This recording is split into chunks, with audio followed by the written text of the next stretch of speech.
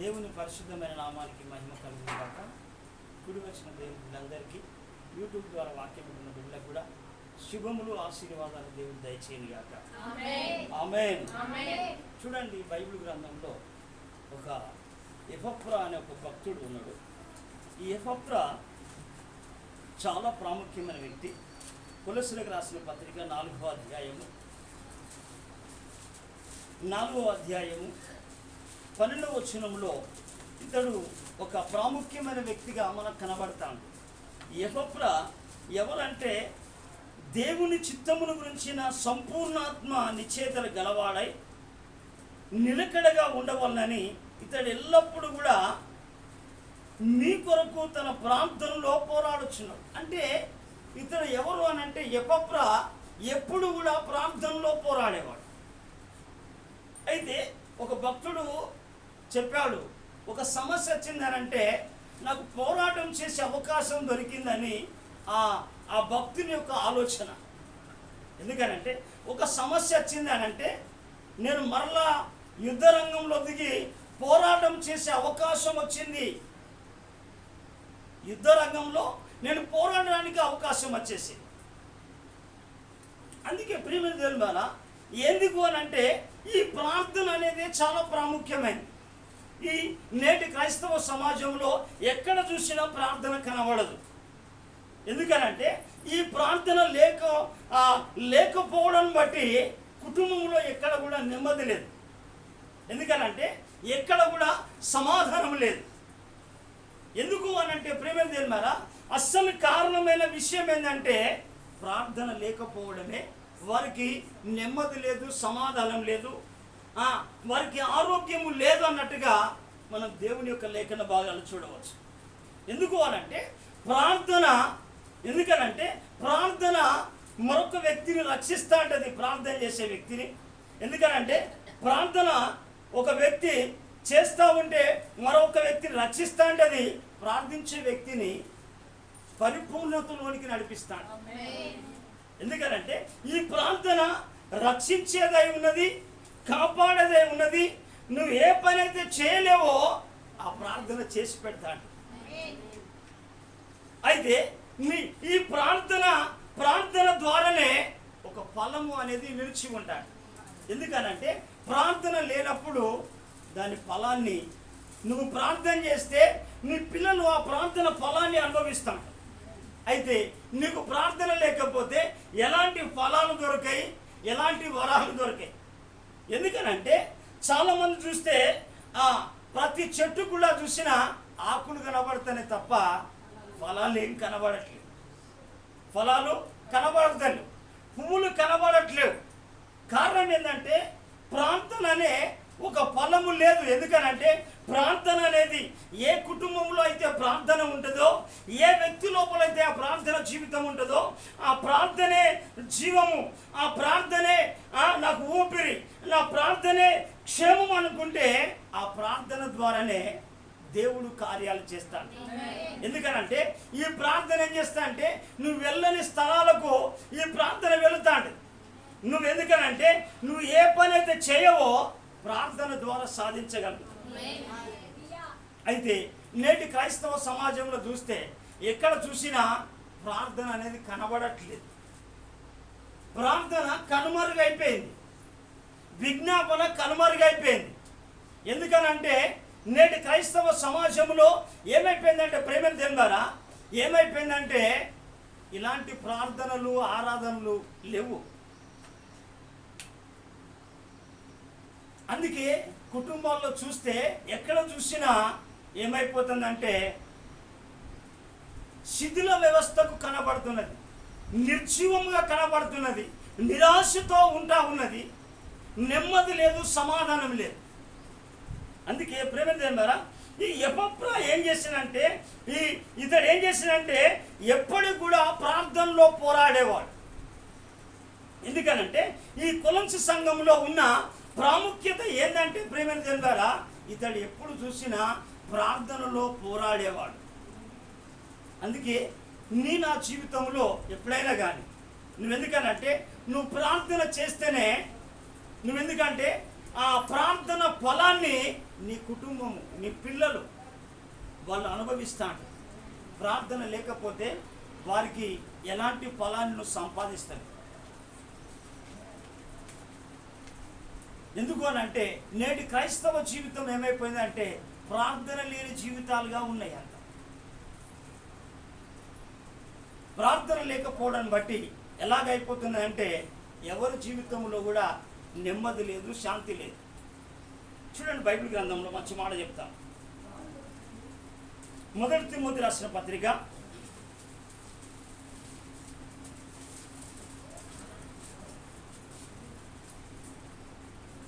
2వ అధ్యాయము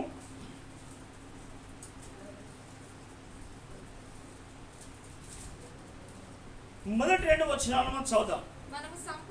మనము సంపూర్ణ భక్తియు మాన్యత అంటే ఇక్కడ చూడండి, సంపూర్ణమైన భక్తి. ఎందుకంటే భక్తి అనేది సంపూర్ణము చేయబడ్డది. అంటే ఆ భక్తి సంపూర్ణమై ఉన్నది. ఎందుకనంటే మనం చూడవచ్చు, ఇల్లంతా సంపూర్ణమై ఉన్నది. అంతా ప్లాస్టింగ్ అయిపోయింది, అన్ని కూడా రంగులు ఇట్లా వేయబడ్డది. కాబట్టిగా దీనికి అంతా కరెంటు కానీ ఫ్యాన్లు కానీ అన్నీ అయినది. అది సంపూర్ణము చేయబడింది. ఒక ఇల్లుకు లేక సరిగా ప్లాస్టింగ్ చేయకుండా, లేకుండా కరెంటు ఫిట్ కాకుండా, ఎలాంటి వానికి వసతులు లేనప్పుడు అది సంపూర్ణము చేయబడింది. అయితే ఒక మనిషి యొక్క భక్తి లోపల, ఎందుకనంటే ప్రార్థన అయితే ఎప్పుడైతే ఉంటుందో ఆ ప్రార్థన ద్వారా వీళ్ళ భక్తి సంపూర్ణమవుతూ ఉంటుంది. ఈ ప్రార్థన ద్వారా దేవుడు నీకు ఒక ఆలోచన ఇస్తాడు. ఈ ప్రార్థన ద్వారా ఏం చేస్తాడంటే దేవుడు నీ ఆలోచనలు మార్చివేస్తా అంటాడు. ఈ ప్రార్థన ద్వారా ఏం చేస్తాడంటే నీ మనసులో ఉన్న కలతలను తీసివేస్తా అంటాడు. నీ ఆలోచనలను, నీ లోపల ఉన్న కలవరాలను తీసివేస్తా అంటాడు. ఈ ప్రార్థన చేసినప్పుడు నీకు నెమ్మది కలుగుతూ ఉంటుంది, సంపూర్ణము చేయబడతా ఉంటుంది. ప్రార్థన ద్వారానే ఏమైపోతుందంటే సంపూర్ణం అనేది చేయబడతాడు. ప్రార్థన లేకపోతే ఎవరి భక్తి కూడా సంపూర్ణతలోనికి రాదు. మాన్యత అంటే ఒక విలువైన ప్రార్థన జీవితం నీకు లేదు అని అర్థమవుతాడు. ఇక్కడ చూస్తే నేను చదువుతున్నాను, మనము అంటే సంఘము అంటే సంపూర్ణ భక్తియు అంటే భక్తి ఏమైపోతుంది, సంపూర్ణము చేయబడతాంటది. వాళ్ళకు విజ్ఞాపన ఎలా తెలుసో, ప్రార్థన ఎలా తెలుసో, ప్రార్థన అంటే ఏందో వారికి తెలుసు, భక్తి అంటే ఏందో వారికి తెలుసు. అందుకే చూడండి, ఎందుకంటే కొంతమంది ప్రార్థన చేయకపోవడం ఏంటంటే వాళ్ళకు ధనం ఉన్నది.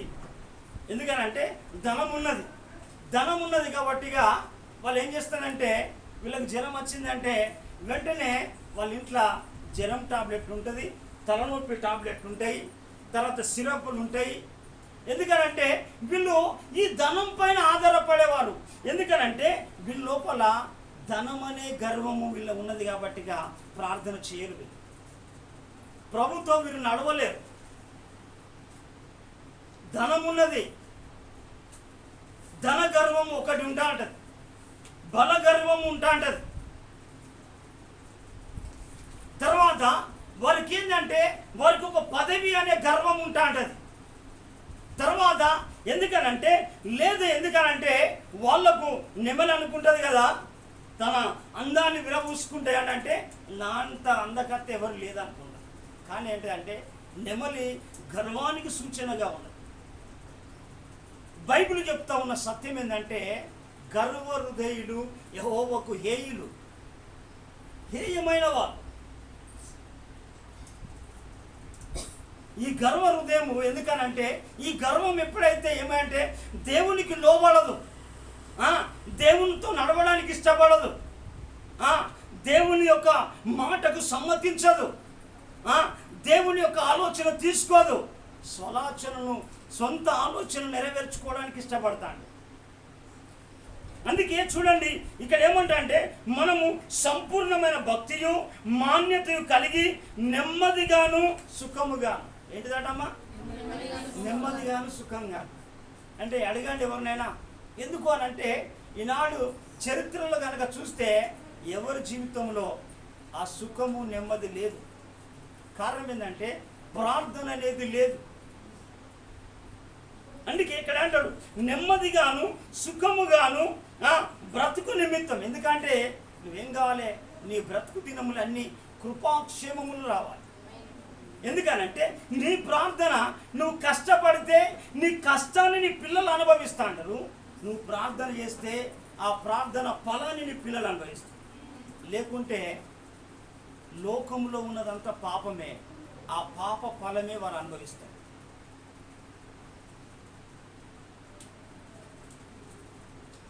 అందుకే ఇక్కడ ఏం చేస్తారంటే వారి ఏమంటాడు ఇక్కడ అంటాడు అన్నిటికంటే ముఖ్యంగా, అంటే ఇక్కడ అంటాడు నెమ్మదిగాను సుఖముగాను బ్రతికి నిమిత్తము అన్నిటికంటే ముఖ్యంగా మనుషులందరి కొరకును, రాజుల కొరకును, అధికారుల కొరకును విజ్ఞాపనలు, ప్రార్థనలు, యాచనలు, కృతజ్ఞతాస్తులు చెల్లించవాలని హెచ్చరిస్తూ ఉన్నాడు దైవజనుడు. అందుకే ప్రేమ దేవారా చాలామంది జీవితాల్లో, ఎందుకనంటే ఈ ప్రార్థన అనేది చాలా ప్రాముఖ్యమైనది. ఎందుకంటే ఈ ప్రార్థన ఎక్కడైతే లేదో వారి జీవితం, వాళ్ళు ఏనాడు కట్టబడలేదు.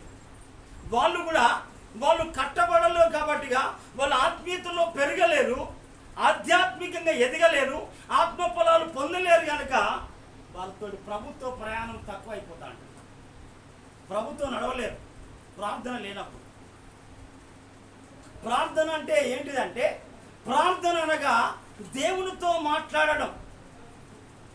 అంటే దేవునితో మాట్లాడని వాళ్ళు దేవునితో ఎలా నడుస్తారమ్మా? నడవలేరు.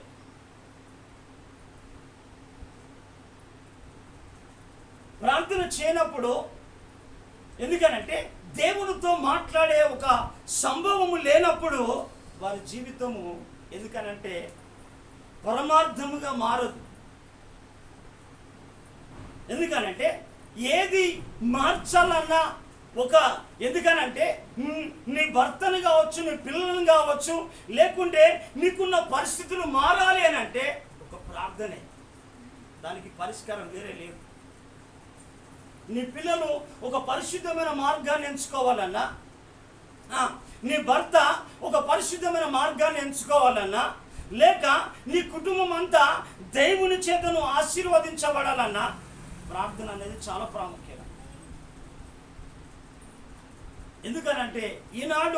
ఎందుకనంటే లోక కార్యాల్లో కాలక్షేపానికి అలవాటు అయిపడ్డాడు. ఎందుకంటే చిరుతపులి ఏం చేస్తున్నా, తన చార్కలు మార్చుకుంటుందా? కీడుకు, పాపానికి, లోకానికి, ఈ లోకమైన కార్యాలకు అలవాటు పడ్డవాడు మార్చుకోలేడు తన జీవితాన్ని. అయితే నువ్వు ఏదైతే మార్చుకోలేకపోతున్నావో, ఏదైతే మారాలనుకుంటున్నావో అదొక ప్రార్థన వల్లే సాధ్యమైంది. చెప్దాం గట్టిగా హల్లెలూయా. ఎందుకనంటే ఈ ప్రార్థన అనేది, ఎందుకనంటే బైబిల్లో ప్రార్థన అనేది చాలా ప్రాముఖ్యమైనది. ప్రేమేంద్ర ప్రార్థన ఎందుకనంటే ఎందుకంటే ప్రార్థన చేయడం అనేది అంటే నువ్వు దేవునితో మాట్లాడుతున్నావు, విజ్ఞాపన చేస్తున్నావు. అంటే ఇతరుల రక్షణ కొరకు నువ్వు ప్రార్థన చేస్తా ఉన్నావు, ఇతరుల విడుదల కొరకు ప్రార్థన చేస్తా ఉన్నావు. ఎందుకనంటే నీ కొరకే ప్రార్థన చేసుకున్నప్పుడు ఇతరుల కొరకు చేయలేదు. నువ్వు దేవునితో నడవనప్పుడు, ఎందుకంటే నీకు ప్రార్థన లేదు. ఎందుకనంటే ప్రార్థన ఉన్నవాళ్ళు ఆధ్యాత్మికంగా ఎదుగుతూ అంటారు, ఆత్మానుసారంగా నడుచుకుంటూ అంటారు. వారి ప్రార్థన ఏం చేస్తుందంటే వాళ్ళను పరిశుద్ధులను తయారు చేస్తా అంటారు. ప్రజలలో హల్లెలూయా. ఎందుకనంటే దేవుడు వాక్యాన్ని చదువుతున్నావనంటే దేవుడు నీతో మాట్లాడుతూ ఉన్నాడు. దేవుడు నీతో మాట్లాడుతున్నావు. నువ్వు ప్రార్థన చేస్తున్నావు అంటే దేవునితో మాట్లాడుతున్నావు. ఎంతసేపు మాట్లాడుతున్నావు దేవునితోటి? ఎంత సమయం ప్రభుతో గడుపుతా ఉన్నావు? ఎంత సమయం దేవునిలో వెచ్చిస్తున్నావు? నీ సమయం దేవుని సన్నిధిని ఎంత అనుభవిస్తున్నావు? దేవుని మహిమను ఎంతగా అనుభవిస్తున్నావు? దేవుని సన్నిధిలో గడిపినప్పుడు ఒక సమాధానం కానీ, లేక దేవుని యొక్క శక్తిని కానీ, దేవుని యొక్క బలమును కానీ, దేవుని యొక్క అభిషేకమును కానీ, దేవుని యొక్క కృపను కానీ, దేవుని యొక్క ప్రసన్నతను కానీ, దేవుని యొక్క సన్నిధిలో ప్రార్థన చేసినప్పుడల్లా నీ సమస్యకు పరిష్కారం దొరుకుతుందా?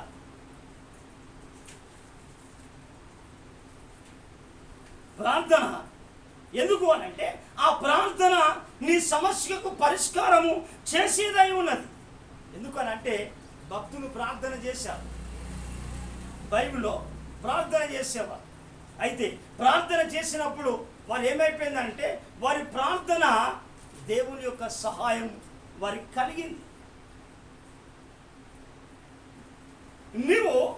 నీవు నేను కలిసి ప్రార్థన చేస్తే దేవుని వల్ల ఒక మంచి సహాయం పొందుకొని దేవుని యొక్క సహాయకుడితోటి మనం ముందుకు సాగాలి. ప్రజలు హల్లెలూయా. ఎందుకనంటే నేటి క్రైస్తవ సమాజంలో ఏంది లేదంటే, నేను సత్యంగా చెప్తున్న మాట, ఎందుకనంటే దేవుని కొరకు నువ్వు ప్రార్థన చేయనప్పుడు నీ భక్తి అంతా ఎందుకంటే జీరో లాంటిదే. నీకు ప్రార్థన అనేది లేకపోతే, ఎందుకనంటే ఆ ప్రార్థన లేకపోతే నువ్వు చేసే భక్తి అంత వ్యర్థమైంది.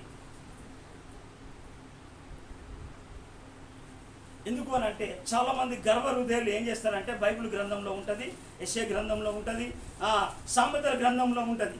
కానీ ఇక్కడ ఒక భక్తుడు చెప్తూ ఉంటాడు, ఎందుకనంటే వాళ్ళు ఎందుకు ప్రార్థన చేయరటంటే వాళ్ళ లోపల వాళ్ళకు అంత బలం ఉన్నది, ధనం ఉన్నది, వాళ్ళు దాని కొరకే వాళ్ళు వెచ్చించుకొని వాళ్ళు ఏం చేస్తారట అంటే, వాళ్ళు మాకు ఏమి తక్కువ, మాకు దేవుని గురించిన జ్ఞానం మాకు అవసరం లేదు.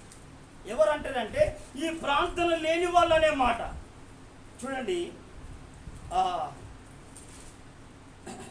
చూడండి యోబు రాసిన గ్రంథము, యోబు గ్రంథము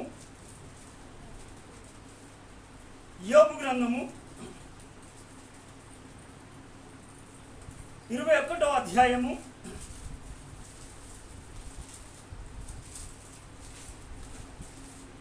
15వ వచనం మనం చదువుదామా? మేము ఆయనను సేవించుటకు సర్వశక్తి గలవాడెవడు. చూడండి, అంటే వీళ్ళు ప్రార్థన లేని వాళ్ళు అనుకుంటాను. ఎందుకనంటే మేము సేవించడానికి, ఆరాధించడానికి సర్వశక్తుడు ఎవరు అంటే ఆలస్యంగా వచ్చేవాళ్ళు. ఎందుకనంటే ఆలస్యంగా వచ్చేవాళ్ళైనా, లేకుంటే వారానికి వచ్చేవాళ్ళైనా, తర్వాత ఎందుకంటే ఇష్టం వచ్చినప్పుడు వచ్చేవాళ్ళైనా ఎవరంటే, ఎవరయ్యా ఆ సర్వశక్తి మంత్రులు ఎవరు మేము సేవించడానికి అంటే వాళ్ళ లోపల ఒకలాంటి అహము, ఒకలాంటి గర్వము.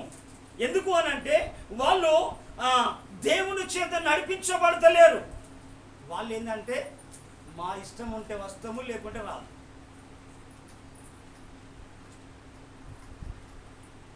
హల్లెలూయా, హల్లెలూయా.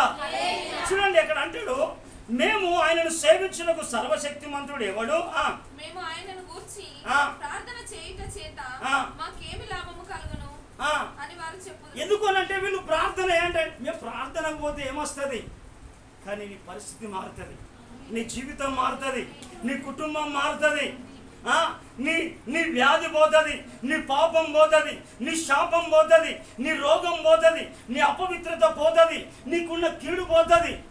ఎందుకు అంటే ప్రార్థన ద్వారానే జరుగుతాడు. ఎందుకనంటే అనేకుల లోపల అపవాది ఏం చేసినంటే, అపవాది వీళ్ళను ఎలుకకు లాగడానికి కారణం ఏంటంటే అపవాది తెలియని గర్వము వీళ్ళ లోపల పెట్టింది కాబట్టిగా వీళ్ళు ప్రార్థనకు రాడు. ఎందుకనంటే వాళ్ళు అంటాడు, అక్కడ అంటాడు కదా, ఆయనను గురించి ప్రార్థన చేయడం చేత మాకేమి లాభం. ఎందుకంటే టాబ్లెట్ ఉన్నది కదా, ప్రార్థన చేయాలి, డబ్బు ఉన్నది కదా, హాస్పిటల్కి వెళ్తారు పెద్ద జబ్బు అయితే, ఇంకేమైనా పోలీస్ స్టేషన్కి వెళ్తారు, పలుకుబడి ఉన్నది కదా, ఇంకేమైనా జరిగితే కోర్టుకు వెళ్తారు, ఇంకేమైనా జరిగితే ఇంకా హైకోర్టుకి వెళుతూ ఉంటారు. ఎందుకు అనంటే వీళ్ళు ఎందుకనంటే ప్రార్థన లేని వాళ్ళు ప్రేమలు తిన్నారు, ప్రార్థన లేని వాళ్ళు. ఎందుకనంటే ప్రార్థన ఏం చేస్తుందంటే, ఎందుకనంటే ఆ ప్రార్థన అనేది చాలా ప్రాముఖ్యమైనది. బైబిల్లో ఒక వ్యక్తుడు, ఎందుకనంటే ఇక్కడ మనం కింద చూడవచ్చు 16వ వచనం కూడా, ఎందుకనంటే వారికి క్షేమము వారి చేతుల్లో లేదు. ఏందట, క్షేమం వారి చేతుల్లో లేదు. భక్తిహీనుల యోచనలు నాకు దూరంగా ఉంటుంది. ఎవరంటే వీళ్ళు ప్రార్థన చేయని వాళ్ళు, భక్తిహీనులు, భయము లేని వాళ్ళు, ప్రభుతో సంబంధం లేని వాళ్ళు, హల్లెలూయా. అయితే ఈ భక్తి ఎందుకనంటే భక్తిహీనుల యోచన నాకు దూరంగా ఉండును, భక్తి శూన్యుల దీపము ఆర్పివేయబడుట అరుదు కదా, వారి మీదికి ఆపద వచ్చుట బహు అరుదు కదా. చూడండి, ఆపద అంటే కష్టాలు, నష్టాలు, దుఃఖాలు ఇవన్నీ వస్తా అంటే. అందుకే ప్రేమను జరిగారా, బైబిల్లో ఒక వ్యక్తి, చాలా ప్రాముఖ్యమైన వ్యక్తి ఉన్నాడు బైబిల్లో. ఆయన ఒక శతాధిపతి అయినప్పటికి కూడా, ఆయన శతాధిపతి అయినప్పటికి కూడా ఆయన చూస్తే ప్రేమను జరిగారా, శతాధిపతి అంటే అయ్యా ఒకటి రమ్మంటే వస్తాడు, ఒకటి పొమ్మంటే పోతాడు. అలాంటి శతాధిపతే దేవుని భయం కలిగి, దేవుని భక్తి కలిగి, దేవుని యందు విశ్వాసం కలిగి, ఎందుకనంటే అతనికి విశ్వాసము పెంపొందించడానికి, దాని దేవునితో నడవడానికి కావలసిన అతనికి ఏమున్నదంటే ఒక బలమైన ప్రార్థన జీవితం కలిగిన వాడు. తను ఒక్కడే కాదు, ఆయన కుటుంబం అంతటితో ప్రార్థన చేసేవాడు. ప్రజలలో హల్లెలూయా, హల్లెలూయా.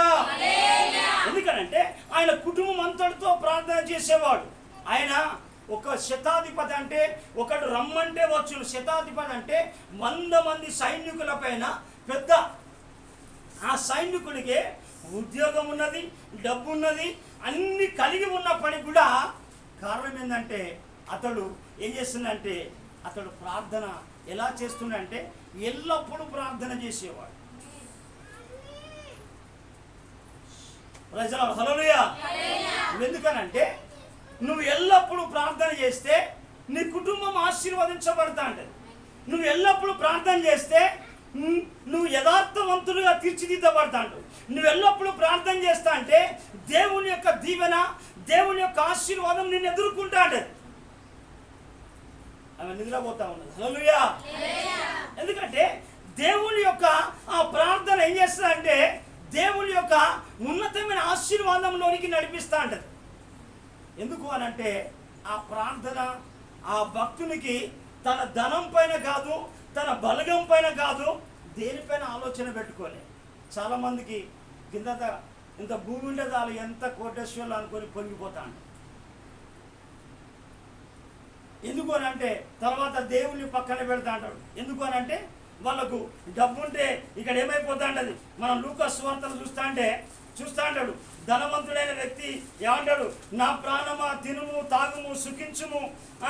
ఎందుకు అనంటే ఇలాంటి వాటికి చాలామంది జీవితంలో, ఎందుకంటే ఆస్తి ఎక్కువ అయిపోయింది. దేవుడు ఆస్తి కొంతమందికి ఇచ్చిన తర్వాత లూకాసు వార్త 12వ అధ్యాయము 18-19 వచనాలు కనుక మనం చూస్తే చూడండి ప్రేమని తెలియాలి. నా కొట్లు విప్పి వాటిని గొప్ప వాటిని కట్టించి అందులో నా ధాన్యమంతుడిని ఆస్తిని సమకూర్చుకొని నా ప్రాణముతో ప్రాణమా అనేక సంవత్సరములుగా విస్తరించి విస్తారమైన ఆస్తి నీకు సమకూర్చబడి ఉన్నది. సుఖించుము, తినుము, తాగుము, సంతోషించుము అనుకునే. కానీ అంటాడు దేవుడు, అయితే దేవుడు వెర్రివాడా, ఈ రాత్రి నీ ప్రాణం అడుగుచున్నా నువ్వు సిద్ధపరిచింది ఎవరికేమో. అందుకే ప్రేమను తెలియమారా, నేటి క్రైస్తవ సమాజంలో బైబిల్లో ఈ మంచి భక్తుడు ప్రార్థన చేస్తూ ఉంటాడు. ఈయన ప్రార్థన ఎలాంటిది అని అంటే ఆయన ఒక శతాధిపతి అయినప్పటికీ కూడా ఆయన అంటాడు, దేవుణ్ణి అంటాడు, అయ్యా నీ దగ్గరికి వచ్చడానికి ఎందుకనంటే నేను యోగ్యుని కాను అంటాడు. అయితే నా ఇంటిలోనికి వచ్చినాక నేను పాత్రుని కానని ఒక శతాధిపతి మాట్లాడుతూ అంటాడు. మరొక శతాధిపతి ఏమంటాడంటే ప్రేమను దేవుని ద్వారా ఆయన తనకున్న దేవుని పైన విశ్వాసముతోటి, దేవునితో ఉన్న నమ్మకాన్ని బట్టి, దేవుని పట్ల ఉన్న యథార్థతను బట్టి, దేవునితో నడుస్తున్న అనుబంధాన్ని బట్టి ఆయన ఏం చేస్తాడు ఎరికేనా, ఆయన అయ్యా మనకు ఆస్తి కాదు ముఖ్యం, అంతస్తు కాదు ముఖ్యం, ఈ లోకం కాదు ముఖ్యం, ఈ లోకంలో ఉన్న ధన సంపదలు కాదు ముఖ్యం, నాకు దేవుడు కావాలి ముఖ్యం. ప్రజలలో హల్లెలూయా. ప్రార్థన చేసే వాళ్ళు ఏమంటారంటే దేవుని పిల్లలు, వాళ్ళు ఏమంటారంటే ప్రార్థన చేసే వాళ్ళు ఎవరు అంటే దేవుని పిల్లలు. విచ్చలవిడిగా తిరిగే వాళ్ళు సాతాను పిల్లలు. ప్రార్థన చేసే వాళ్ళు ఎవరా అంటే దేవుని పిల్లలు. ప్రార్థన చేసే వ్యక్తి ఏమంటాడంటే ఆస్తి పైన దేనిపైన నమ్మకాన్ని పెంచుకోడు. చూడండి బైబిల్లో అపోస్తుల కార్యంలో చూద్దాం మనం. అపోస్తుల కార్యము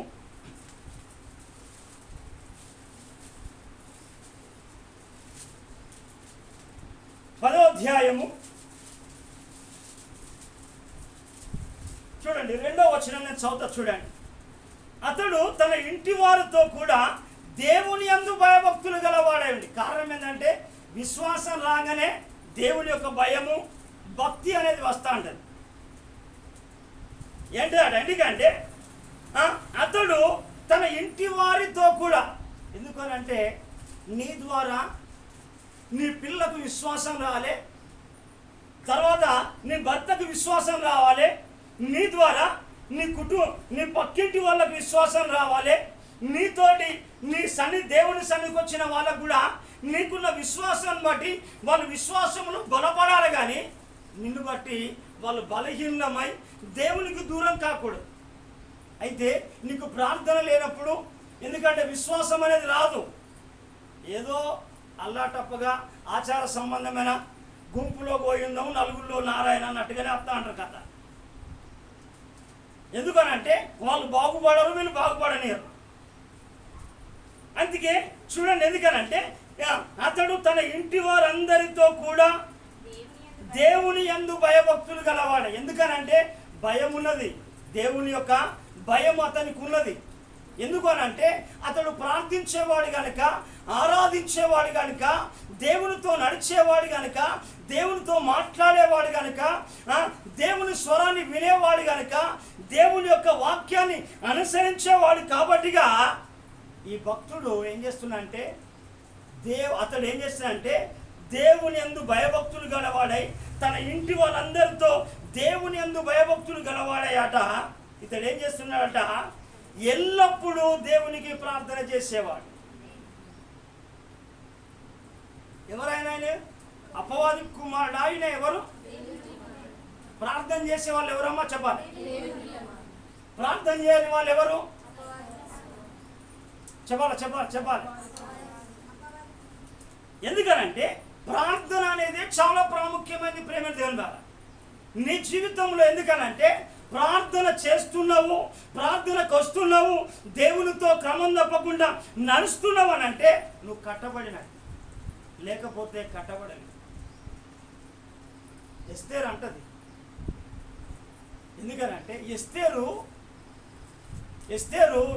మొర్దుకాయ అంటాడు, అమ్మా ఈ స్థితిలో ఉండడానికి కారణం దేవుడు, నువ్వు ఈ స్థితిలో ఉండడానికి కారణం, నువ్వు కనుక మౌనంగా ఉంటే సహాయం వేరొక స్థానం నుంచి వస్తుంది మాకు, కానీ నీవు నీ ఇంటి వారు నష్టపోతారు అని అంటే అప్పుడు ఎస్తేరు తీర్మానం చేసుకుంటాడు, నేను నశిస్తా, నా పనికత్తలను తీసుకొని ఉపవాసం ఉండి ఏం చేస్తాడు, ఉపవాసం ఉండి ఏం చేస్తాడంటే యూదా జనాంగాన్ని నేను రక్షిస్తాను. ప్రజల హల్లెలూయా. అంటే ఇతరులను, ఎందుకనంటే ఇతరులను రక్షించేది ఎవరంటే ప్రార్థన చేసేవాళ్ళు. రాదు మనకు సౌండ్, మనం చేయం కదా. తిండి మీద ఉన్న మక్కువ, బట్టల పైన ఉన్న మక్కువ, ఈ లోక కార్యాలు ఉన్న మక్కువ, ప్రార్థన ఉంటే ఎప్పుడో నీ స్థితి మారు, ఎప్పుడో నీ కుటుంబంలో ఒక పరిపూర్ణత వచ్చి దేవుని యొక్క ఆశీర్వాదాలు. ఎందుకనంటే ప్రార్థన ద్వారానే ఆశీర్వాదం వస్తా ఉంటుంది.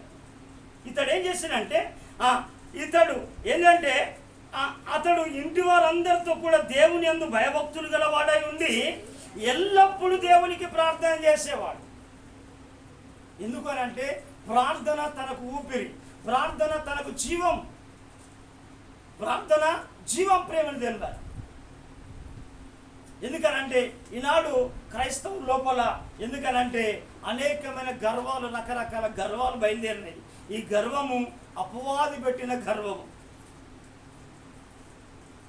అందుకే నేను అనాలి ఎప్పుడైనా, నేను నా కుటుంబముతో ప్రార్థన చేస్తా దేవా అని ఒక మాట మాట్లాడాలి. చెప్పాలి. నేను నా కుటుంబముతో ఎల్లప్పుడూ నేను ప్రార్థన చేస్తా. దేవునికి నేను ప్రార్థన చేస్తా. అయితే చూడండి ప్రేమేంద్ర, ఎందుకు అని అంటే ఈ ప్రార్థన చూడండి 21వ కీర్తన ఒక మాట ఉంటుంది. 21వ కీర్తన 2వ వచనము 3వ వచనం మనం చదువుదాం. తర్వాత అది అతని మనోభిష్టము నీవు సఫలము చేయుచున్నావు. అతని పెదవులలో నుండి వచ్చిన ప్రార్థన నీవు మానక అంగీకరించు. చూడండి ఎందుకనంటే దేవుడు మానక అంగీకరించేదే ప్రార్థన. అయితే నీ ప్రార్థన ద్వారా నీకు ఒక పరిపూర్ణత, నీకు ఒక సంపూర్ణత, ప్రార్థన చేసినప్పుడు దేవుని యొక్క భయము, దేవుని యొక్క భక్తిని లోపల నీ కుటుంబంలో వెంటాడతాడు. ఎప్పుడైతే ప్రార్థన చేసినప్పుడు, ప్రార్థన చేయనప్పుడు కాదు, ఏదో వస్తున్నా పోతున్నా అన్నది కాదు.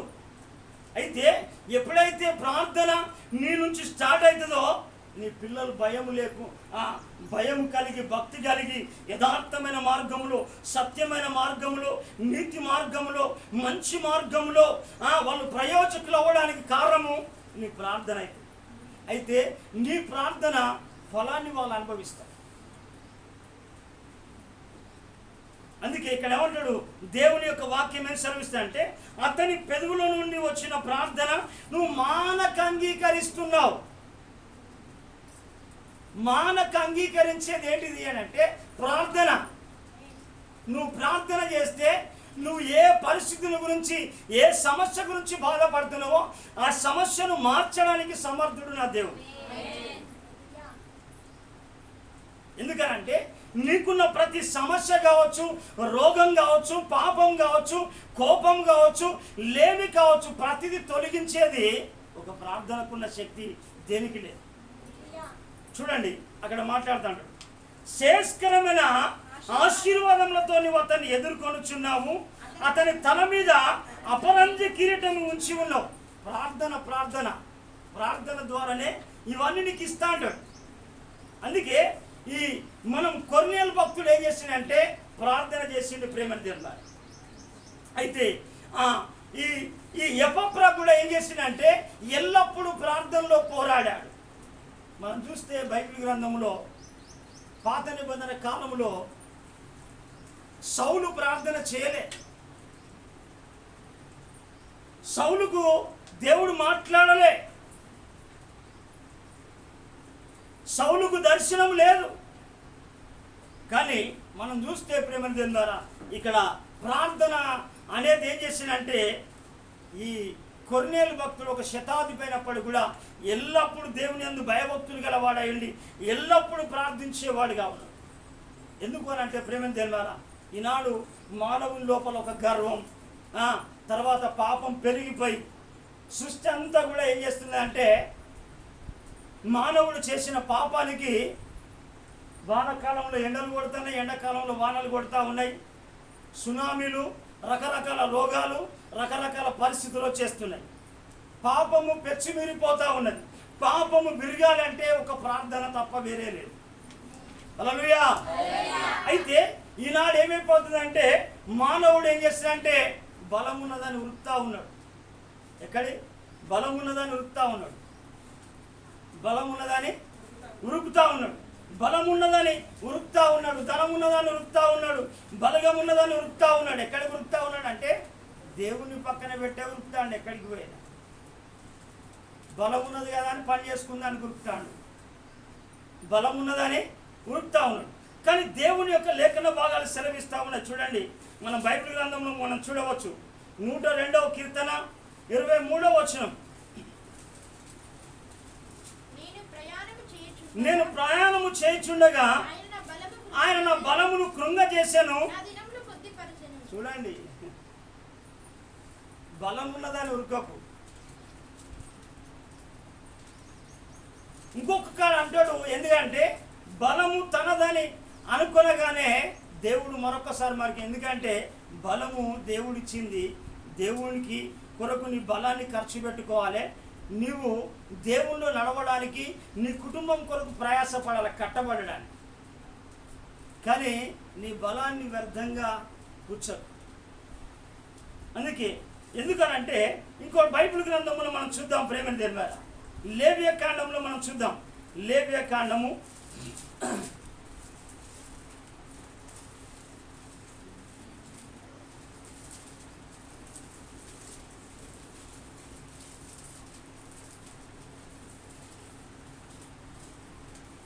26వ అధ్యాయము